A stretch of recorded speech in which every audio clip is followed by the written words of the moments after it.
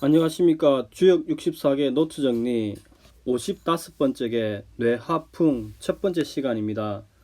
전체로는 31번째 노트 정리입니다. 자, 이번에는 그 뇌하풍에 대해서 전체적인 총론적인 설명을 같이 한번 보겠습니다. 자, 먼저 한자를 같이 보겠습니다. 풍, 완격지, 무루의일중. 풍형, 완격지, 무루의일중. 풍은 형통하니 왕만이 이에 이룰 수 있다. 무루, 근심하지 않아도 마땅히 의일중 해가 중천에 있음이니라. 이렇게 되어 있습니다. 풍은 의미가 크고 풍요롭다는 이야기입니다. 그리고 여기 물로 할 때 우는 나라에 대한 일, 나라의 큰일에 대한 근심을 이야기합니다. 이제 뇌하풍 상계는 이제 뇌, 우레, 전진, 장남을 의미합니다. 하계는 리로서 태양, 밝음, 번개, 기쁨, 가득함을 이야기합니다. 그래서 위에서는 벼락이 치고 또 아래 번개가 치니까 그 밝기가 순간적으로 대단한 거죠. 그래서 풍이죠. 근데 이런 밝음은 가득 찬 것이나 다시 비워지니까 쇠락의 시기가 다가오면 대비하고 준비할 필요가 있습니다. 단사를 한번 읽어보겠습니다. 단알, 풍, 대야, 명이동, 고풍. 풍은 성대한 것이니 밝음으로 움직이니 풍이다. 완격지, 상대야. 왕만이 이를 이룰 수 있다는 것은 큰 것을 상대야 숭상함이요. 무르의일중 의조 천하야. 근심하지 않으려면 해가 중천에 있다는 것은 의조천하야 천하를 고루 비치기 때문이요. 일중 즉측 월령 즉식. 해가 중천에 오르게 되면 기울고 달이 차면 월령 즉식 이지러지니라. 천지영허 여시소식 이황어인호 황어기신호.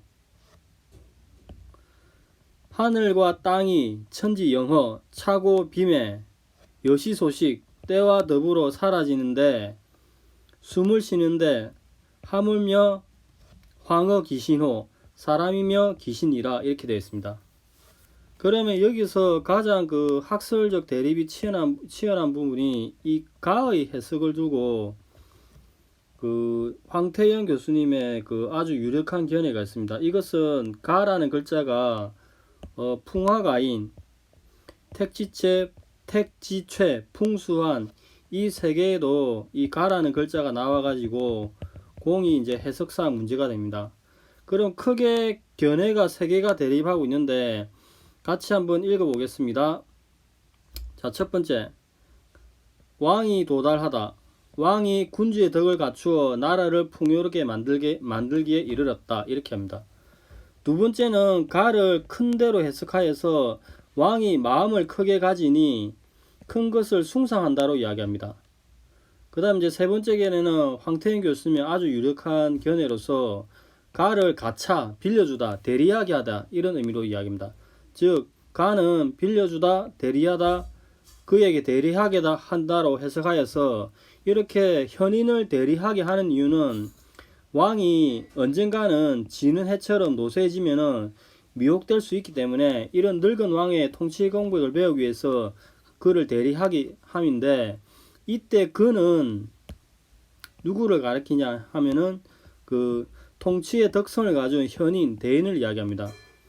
즉 그 풍계의 왕은 중천에 떠 있는 해처럼 이미 전성기에서 이제 아주 그 최고의 지위를 자랑하고 있으나 얼마 지나지 않아서 해가 질 수 없다는 자연적 질서에 의거해서 왕도 언젠가는 쇠락할 기미가 있으므로 왕은 있으나 마나할 정도로 취약하고 게다가 망령이 들어서 현혹되고 미혹되는 경우를 이제 생각할 수 있죠, 장래에.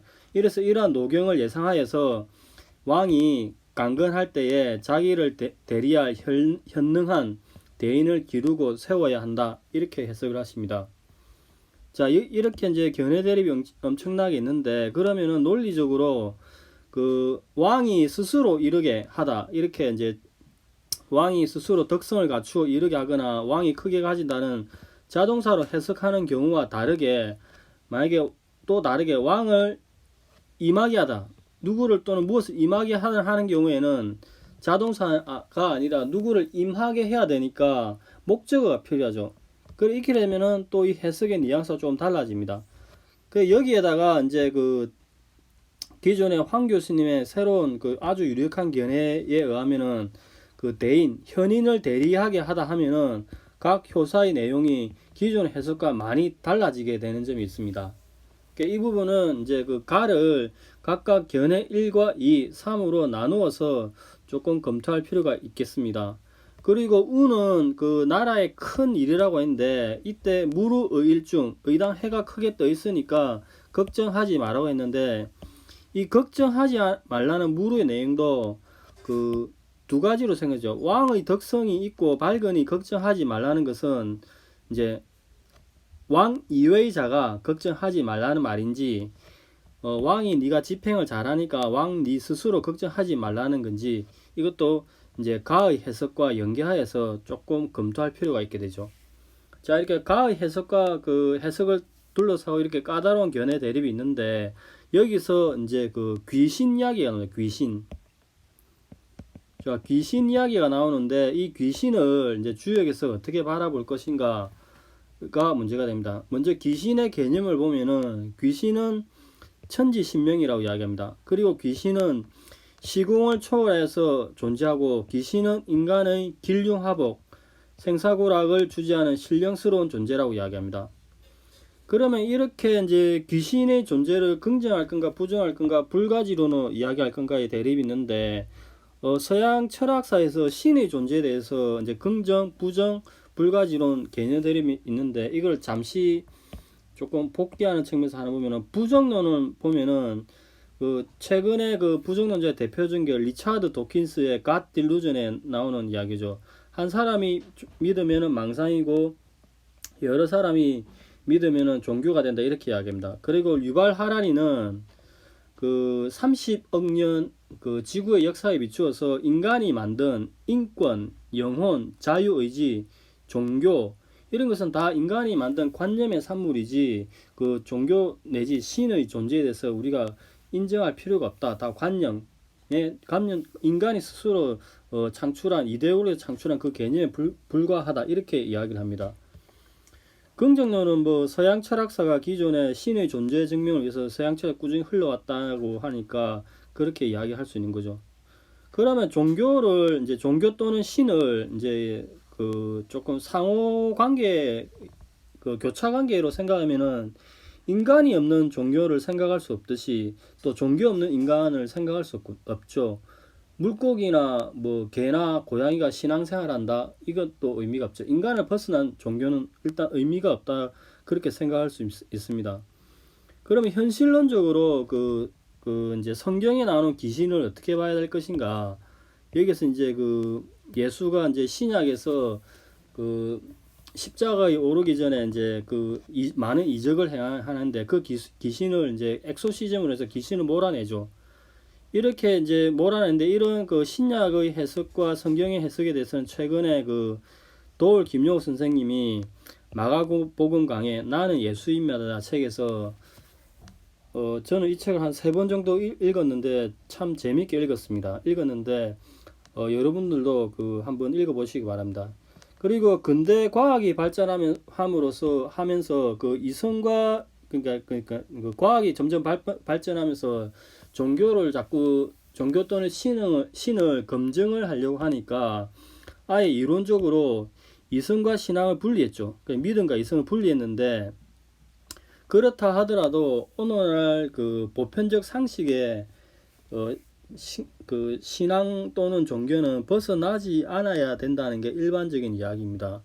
그렇게 이제 우리가 항상 부딪히듯이 종교 또는 신의 문제에 대해서 이런 긍정과 부정, 불가지론에 있는데, 그 이제 그 기독교에 관해서는 최근에 이제 그 김용옥 선생님 쓰신 나는 예수님이다, 이 책이 있으니까 여러분들도 시간이 나시면은 한번 꼭 신자가 아니더라도 그 예수의 그 위대한 삶이라든지 우리가 본받을 만한 삶의 그 요소를 많이 찾을 수 있으니까 한번 읽어보시기 바랍니다. 그럼 주역에서는 이제 귀신을 이제 천지신명이라고 이야기하고 시공을 초월한 존재로서 인간의 길육하고 생사고를 주지하는 신령스러운 존재라고 이야기하는데 이걸 어떻게 봐야 될지 이제 현실적으로 문제가 되죠. 그래서 다사는 천주와 상제의 차이, 주역의 계를 설명할 때 상제가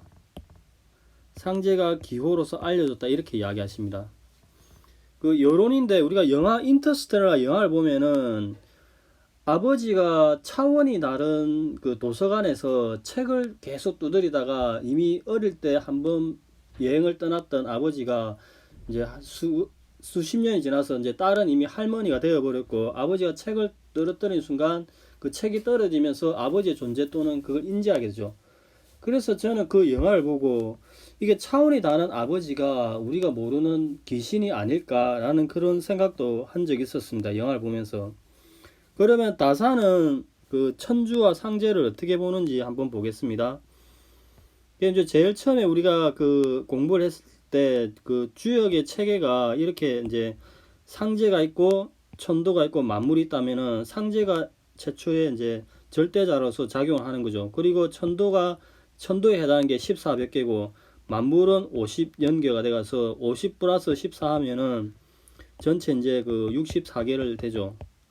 근데 이제 이런 우리 코드, 예를 들어서 뭐 이렇게 화수미자 이런 코드가 있죠. 이런 코드는 이제 주역에서 코드 이제 괴죠. 괴는 기호 제작자가 신과 소통하는 기호로서 매개체인데 신이 이 매개체를 통해서 이제 설명을 하는 거죠. 알려주는 거죠. 신이 이 매개체를 통해서. 즉 신이 그 매개체를 통해서 자신의 의지를 드러낸다고 이야기합니다. 이것은 주역사전 기후학으로 읽다 방인 교수님이 쓰신 책 248페이지에 나오는 이야기입니다.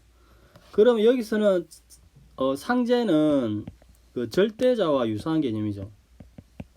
우리가 저번에 그 여섯 번째 노트 정리 때 제가 효변을 하면서 그 음양으로 분화되기 전에 최초에 이렇게 뭔가 있는 이게 무엇인가에 대해서 다양한 학설 대립이 있다고 했는데 논리적으로 이 분화되기 전에 태극 또는 무극, 유냐 무냐 할 때 논리적으로는 외계인이라 해버리면은 가장 설명이 간단합니다. 근데 이제 여기에 학설 대립이 있으니까 여기서 다사는 이제 이 사람을 이제 이것을 상제라고 합니다. 이 상제는 천도 운행의 영리천이나 이법천 위에 있는 엄연히 천지를 주재하는 자라서 상제권의 존재를 주장하는데 상제천은 조화 능력은 무에서 유를 창조할 수 있는 그 절대자와 같은 역할을 한다 이렇게 보는 거죠. 이것은 그 주역사전 기호학으로 읽다 페이지 238페이지에 나오는 내용입니다. 그래서 우리가 이 이제 점을 칠 때 이제 상제가 아니면 절대자가 이런 코드를 통해서 우리가 점을 치면은 이제 우리한테 알려주는 거죠. 점서적 역할을 할 때는. 그래서 이 코드를 읽기 위해서 우리가 계속 공부를 하고 있는 것입니다. 다음에 대상전에 대해서 보겠습니다. 내정계지풍, 군자, 이절옥, 치형. 자, 우레와 번개가 모두 이르는 것이 풍이니 군자는 이로써 옥사를 처결하고 형벌을 집행함이라 이렇게 설명하십니다. 자, 여기까지가 기존의 그 설명이고 다산의 이제 그 총론적인 설명을 한번 보겠습니다. 먼저 글자를 한번 읽어보겠습니다. 풍은 형통함이다. 왕이 지극한 정성으로 상제를 임하게 할 것이니 금심할 것이 없다. 무릇 대사를 점을 쳐서 이 괴를 만난 사람은 마땅히 한낮의 시간을 이용해야 한다. 상활 내정계지 풍 군자의 절록치형 천둥과 번개가 함께 들이치니 풍계의 상이로다. 군자는 이 대상을 관찰함으로써 옥사를 처결하고 형벌을 내린다. 이렇게 설명하십니다. 자, 이제 풍의 전체 의미에 대해서 보겠습니다. 자, 풍은 일단 큰 것이라고 이야기합니다.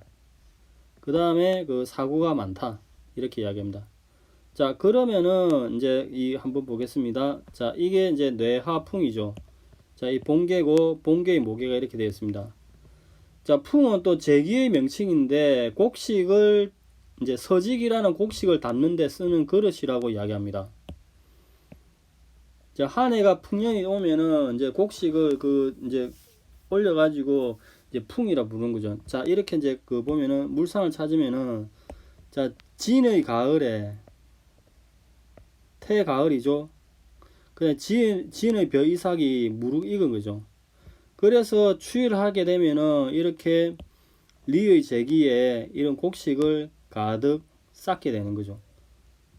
즉, 한 해가 크게 풍년이 되면은 곡식을 그릇인 두곡 위에 서직이 풍성하게 쌓이는 까닭에 이를 풍이라 부른다. 즉, 진의 벼이삭과 태의 가을이 이렇게 본계의 모계가 되면은 추위를 하게 되면은 리의 제기에 진의 기장이 풍성하게 된다 이렇게 이야기합니다. 이것을 조금 그림으로 유사하게 본 게 이제 이렇게 되어 있습니다. 이게 이제 제기고 이 중간이 이제 이렇게 모양인데 풍이란 한자 글자 좀 유사하죠. 그리고 이걸 또 보면은 진의 곡식이 있고 비어 있는 리 제기가 나온다 이렇게 전체적으로 보는 것입니다. 자, 형통하다는 이렇게 본계가 있고 본계 모계는 지천태로 보자죠. 지천태에서 태평한 운이 있는데 이를 추이하면은 리 즐겁게 만나서 얘에 합치하니 이것이 그 덕이 형통하다고 이야기합니다. 즉 지천태에서 태평한 운이 있는데 이를 추이하면은 즐겁게 만나서 얘에 합치하니 그 덕이 형통하다 이렇게 이야기합니다. 그리고 이제 완격지 이 가를 두고 아까 그 세 가지 크게 대립을 하고 있다고 했는데 다사는 이것을 왕이 이르게 하는데 그 대상을 이르게 하는데 그 대상이 누구냐? 목적어가 있다고 했습니다. 이 다사는 왕이 지극한 정성으로 상제를 임하게 한다 이렇게 해석을 합니다. 그럼 이렇게 상제를 임하게 하는 물상을 어떻게 추이를 하시냐면은 여기에 이제 고원의 땅이 있는데 자, 여기에 고원의 땅이 있죠. 고원의 땅이 있는데 여기에 진의 상제는 아까 절대자의 개념이라고 이야기했습니다. 이르서 거룩한 상제가 이르게 한다 이렇게 이야기합니다. 그럼 이렇게 고원의 땅에 진의 거룩한 상제가 나타나는데 이것은 거룩한 상제가 땅으로 내려와 임하게 한 것이다. 가를 가다로 해석을 한 것입니다. 그러면 왜 이렇게 오느냐? 오게 된 계기는 건의 임금이 리의 정성과 믿음으로 가득하게 하니까 진의 상제가 이렇게 이르게 오게 한다고 이야기합니다. 그래서 이제 교훈적으로 천도는 멀리에 있지 않고 사람의 마음속에 있으니 정성스럽게 다하면은 상제가 이르게 된다 이렇게 이야기합니다. 즉 믿음으로서 상제를 임하도록 하는 것이 가의 의미이고 상제가 이렇게 임하게 된다면은 여기에 비록 감의 근심이 있더라도 무엇을 걱정하게 있는가? 즉 리의 즐거움이 있으니 무엇을 걱정하겠는가? 이렇게 설명하십니다.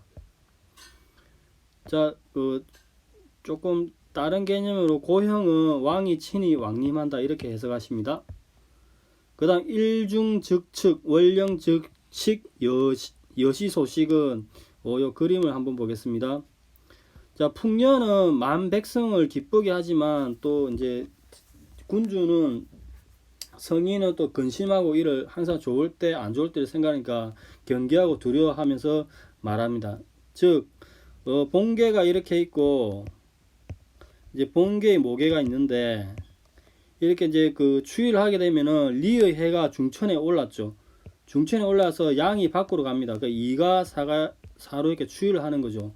그럼 이거를 일중즉측이라 이야기합니다. 즉 풍의 형태가 기울어져 있어서 태와 다르다 이렇게 이야기합니다. 그리고 중간에 있는 감의 달이 가득 찼으나 여기 감의 달이 가득 찼죠. 감의 달이 가득 찼는데 이제 장차 이렇게 태로서 이제 먹어 들어가는 거죠. 즉 감의 달이 비록 가득 다 찼으나 태가 잔치 먹어 들어가기 때문에 월령지식 다시 일거려진다 이렇게 이야기합니다. 그러면은 가득 찬 것은 이렇게 것만한 게 없죠. 이렇게 가득 찬 것은 이렇게 것만한 것이 없으나 지금은 리로서 텅텅 비어 있죠. 여기가 지금 리로서 비어 있죠. 지금 풍하계는 리로서 텅텅 비어 있고, 그 다음에 텅 빈 것은 이렇게 곤만한 게 없죠. 위에 곤만한 게 없으나 지금의 진은 상계진이죠. 상계진은 풍성함이 되었으니 이만한 것이 없다 이렇게 됩니다. 그러면 일반적으로 이제 여기서 도덕적인 교훈을, 사람들은 가득 찬 것을 싫어하고 가득 찬 것을 시기하고 귀신도 역시 풍성하게 가득 것을 질시하니 흥청망청 놀 수가 있겠는가 이렇게 이야기합니다. 그래서 여기서 이제 일중즉측 월령즉식 여시소식을 이렇게 이제 물상을 도출해 내시면서 설명을 하고 있습니다. 자, 대상전은 그 천둥과 번개가 가득 치니 풍계의 상이다. 군자는 이 천둥과 번개가 함께 들이치니 풍계의 상이다. 군자는 이 대상을 관찰하면서 옥사를 처결해서 형벌을 내린다. 이렇게 이야기합니다. 그러면 여기를 보면은 일단 그 추위를 하게 되면은, 자, 이게 여기가 본계이고 여기가 본계의 모계입니다. 자, 2에서 4로 이렇게 추위를 하게 되면은 이제 그 하계 건의 형태가 리로서 잘려지니까 형벌을 쓰는 상이죠. 또 천둥과 번개가 동시에 치니까 이제 벼락이 치고 천둥이 치니까 형벌의 상이 있는 거죠. 이걸 또 다르게 설명하시는 걸 보면은, 자, 리는 중간에 이제 이렇게 리는 감옥이 되는죠. 감옥이 되는데 위에 태로서 여기 이제 태의 형상이 있죠. 태의 형상. 태의 형상이 있으니 이것을 절단하니까 절록이라고 이야기합니다. 즉 옥사를 처결하는 것. 그 다음에 또 역시 리는 형벌인데 형벌은 위에 손. 자, 여기가 손이죠.